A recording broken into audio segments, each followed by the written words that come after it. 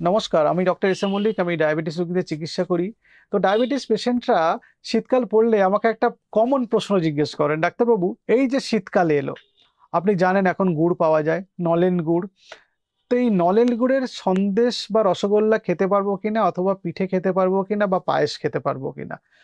আর এক ধরনের মানুষ জিজ্ঞেস করেন এই একই ধরনের প্রশ্ন, যে এখন শীতকাল কেক খেতে পারবো কিনা।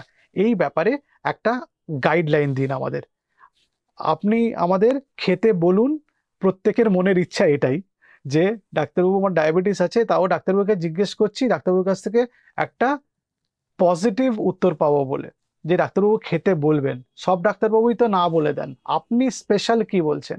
আমি প্রথম দিন থেকেই আপনাদের বিভিন্ন ভিডিওতে বলে এসেছি যে ডায়াবেটিস আছে বলেই অ্যাবসলিউট কন্ট্রাইন্ডিকেটেড কোনো খাবার নেই, যে একদম খেতে পারবেনই না সেটা হতে পারে না।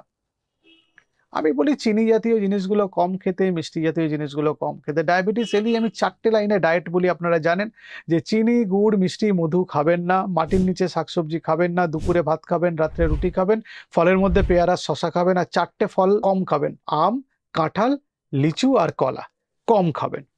এবার গুড় বা পিঠে পায়েসের ব্যাপারটাতে আসি। এটাতে চিনি আছে আমরা জানি, বুঝতে পারছি, গুড়ের মধ্যে রিফাইন্ড কার্বোহাইড্রেট, চিনির মধ্যে রিফাইন্ড কার্বোহাইড্রেট, এগুলো আমাদের সুগার স্পাইক হবে, সুগার বাড়িয়ে দেবে। কিন্তু আমরা যদি একটু অন্য নিয়মে খাই, তাহলে আমি দেখেছি সুগার স্পাইক খুব বেশি হলো না, অথচ সুগার লেভেলটা ঠিক থাকলো এবং পেশেন্টরা তাদের জীবনটাকে এনজয় করতে পারলেন।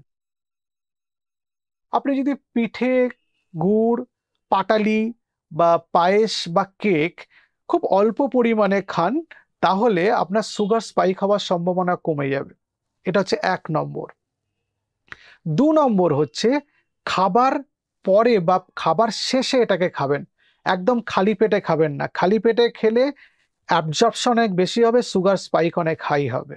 3 নম্বর, একটু কম গুড় বা চিনি মিশিয়ে পিঠে বা পায়েস করবেন, যাতে অত্যন্ত মিষ্টি না হয়, যাতে সুগার কন্টেন্ট একটু কম থাকে।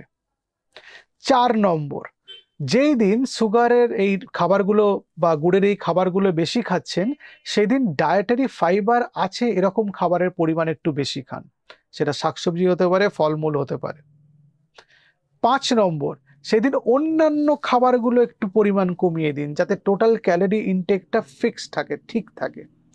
6 নম্বর, সেই দিন অ্যালকোহল পান করবেন না। 7 নম্বর, যেগুলো সুগারি ড্রিঙ্ক সেগুলো অ্যাভয়েড করবেন, যেমন সোডা হতে পারে, বিভিন্ন রকম জুস হতে পারে, সেগুলো অ্যাভয়েড করবেন।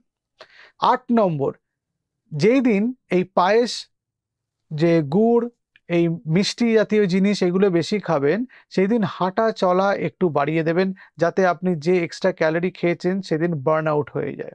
9 নম্বর, যেই দিন এই খাবারগুলো খাচ্ছেন সেই দিন একটা স্ন্যাক্স বা একটা মিল আপনি স্কিপ করতে পারেন, যদি আপনার সুগার লেভেল পারমিট করে। আর 10 নম্বর, খুব ফ্রিকুয়েন্টলি এই জিনিসগুলো খাবেন না। চেষ্টা করবেন সপ্তাহে 1 দিন খেলেন বা 2 দিন খেলেন, বা মাসে 2-3 দিন খেলেন। প্রত্যেক দিন খাবেন না ডাক্তারবাবু বলেছেন বলে, তাহলে সুগার লেভেল অত্যন্ত বেড়ে যাবে। নমস্কার, ভালো থাকবেন।